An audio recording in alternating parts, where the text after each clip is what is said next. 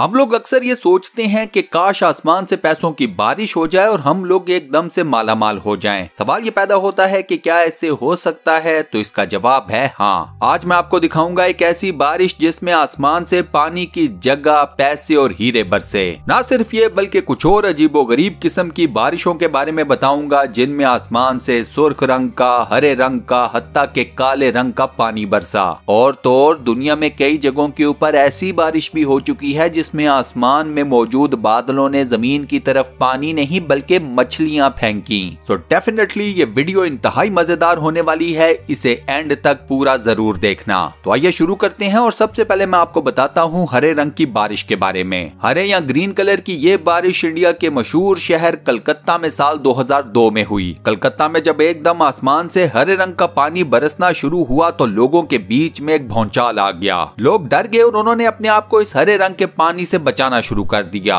उस वक्त रूमर ये फैला कि ये तेजाब की बारिश है जिसे एसिडिक रेन भी कहते हैं। असल मामला ये था कि कलकत्ता में एक फैक्ट्री में मौजूद ग्रीन कलर की गैस लीक हो गई। हरे रंग की ये गैस बादलों में जा बसी और नतीजा क्या निकला, आसमान से हरे रंग के पानी की बारिश। अब इसी तरह की एक रंगदार बारिश रशिया के शहर मॉस्को के अंदर भी कुछ सालों पहले देखी गई थी। अब हम सब चाहते हैं कि आसमान से एकदम पैसों की बारिश हो और हम एकदम से मालामाल हो जाएं। वेल दोस्तों, आसमान से पैसों की बारिश हो चुकी है। ये वाकया पेश आया था 1940 में। अमेरिका के एक शहर में 1940 में एक टॉर्नेडो ने एक शहर के ऊपर सिल्वर के सिक्कों की बारिश कर दी थी। ये सिल्वर कॉइन 16th सेंचुरी में किसी जगह के ऊपर दबा दिए गए थे। इनकी तादाद भी काफी ज्यादा थी। अब जब टॉर्नेडो आया तो इसने जमीन में दबे हुए सिल्वर कॉइन्स के इस पूरे खजाने को अपने साथ उठाया और जाकर इसकी बारिश कर दी शहर के ऊपर। अब ये सिल्वर कॉइन्स चूंकि काफी ज्यादा पुराने थे लिहाजा इनकी मालियत भी काफी ज्यादा थी।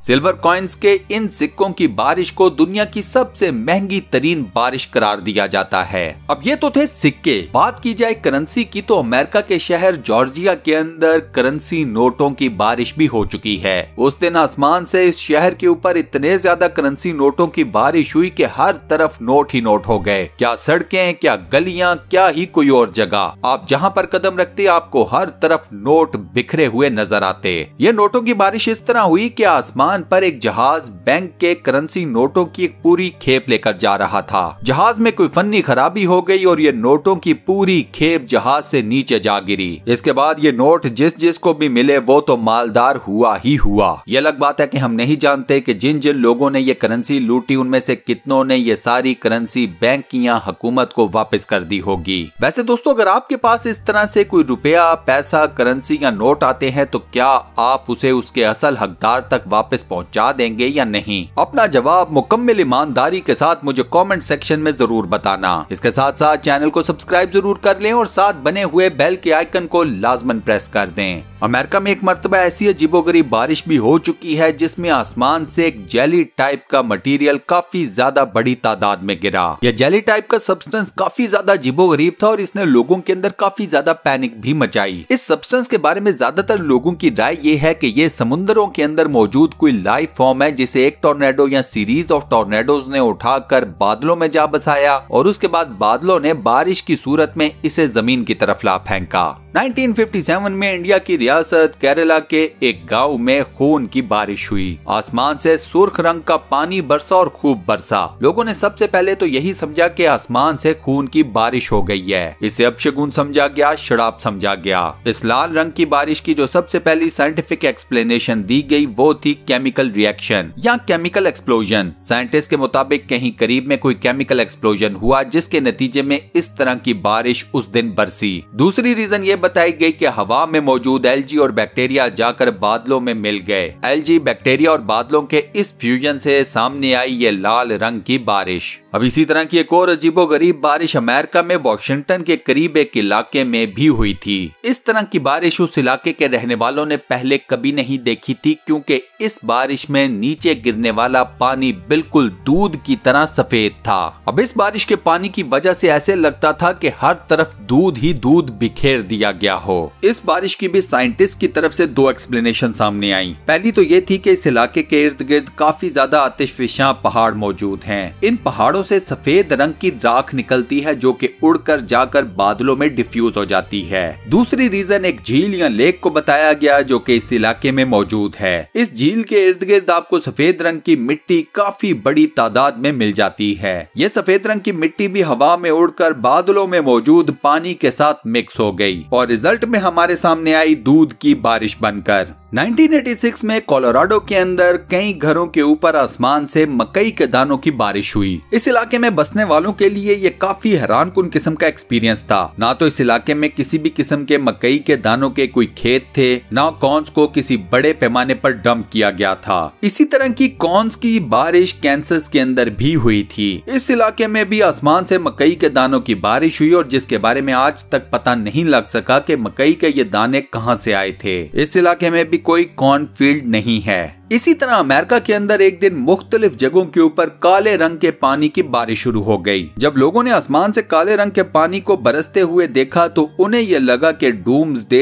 आ गया है। यह बारिश खतरनाक नहीं थी, इसने सिर्फ लोगों के कपड़े ही काले किए। इस बारिश के पीछे जो साइंटिफिक रीजन दी गई वो ये थी कि वोल्केनोज की मुख्तलिफ गैसेज और इनसे उठने वाली एशेज ये दोनों हवा में उड़कर जाकर बादलों में मौजूद पानी के साथ मिक्स हो जाती हैं। इन वोल्केनिक गैसेज और एशेज के बादलों में मौजूद पानी के साथ मिक्स हो जाने की वजह से आसमान से बरसने वाले पानी का रंग काला हो गया। अब अगर आपको लगता है कि कॉइन्स और करेंसी की बारिश काफी ज्यादा महंगी है तो रुक जाएं। मैं अब आपको दिखाता हूँ डायमंड्स या हीरो की बारिश। अब आप कहेंगे कि सबसे पहले वो जगह बताओ जहाँ पर हीरो की बारिश होती है ताकि सबसे पहले मैं तो फटाफट वहाँ पर पहुँच जाऊँ। वेल मेरे दोस्त, ज्यादा एक्साइटेड होने की जरूरत नहीं है क्योंकि ये बारिश अर्थ या जमीन के ऊपर नहीं होती। हीरो की ये बारिश होती है प्लेनेट जुपिटर के ऊपर। जुपिटर का एनवायरनमेंट, टेम्परेचर और प्रेशर ये इन हीरो को फॉर्म करता है। अब जुपिटर के ऊपर जो हीरो की बारिश होती है उसमें एक हीरे की बूंद का साइज होता है 1.5 सेंटीमीटर। ये साइज काफी ज्यादा एक्सपेंसिव है। गाइस, अगर आपके सामने एकदम से आसमान से हीरो की बारिश होनी शुरू हो जाए तो आप क्या करेंगे? मुझे कमेंट सेक्शन में जरूर बताना कि आप लोग क्या करेंगे।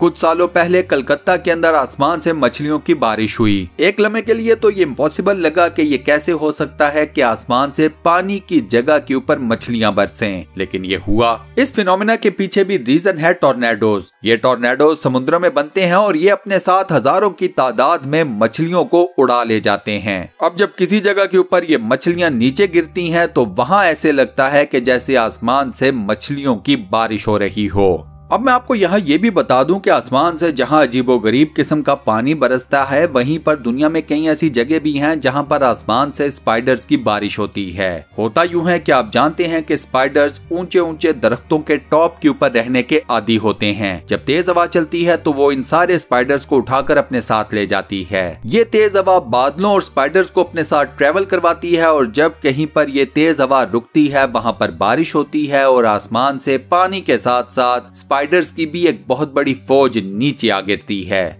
1969 में अमेरिका की रियासत फ्लोरिडा के अंदर गोल्फ बॉल्स की बारिश हुई। इस बारिश में आसमान से पानी तो बरसा लेकिन उसके साथ बरसे बहुत बड़ी तादाद में गोल्फ बॉल्स। इस बारिश के पीछे की रीजन ये है कि इस पूरी बेल्ट में आपको बेशुमार गोल्फ कोर्सेज मिलते हैं। जब टॉर्नेडोज आते हैं तो वो इन गोल्फ कोर्सेज में मौजूद गोल्फ बॉल्स को उड़ाकर अपने साथ ले जाते हैं। उसके बाद mother nature in golf balls को बारिश के रूप में नीचे इंसानों के ऊपर बरसा देती है। और इसी के साथ दोस्तों हमारी आज की ये इंटरेस्टिंग वीडियो यहाँ पर होती है दी एंड। आज की वीडियो में मैंने आपको जो कॉइन्स की, करेंसी की, डायमंड्स की और दीगर कई तरह की कलरफुल और मिस्टीरियस रेन्स या बारिशों के बारे में बताया।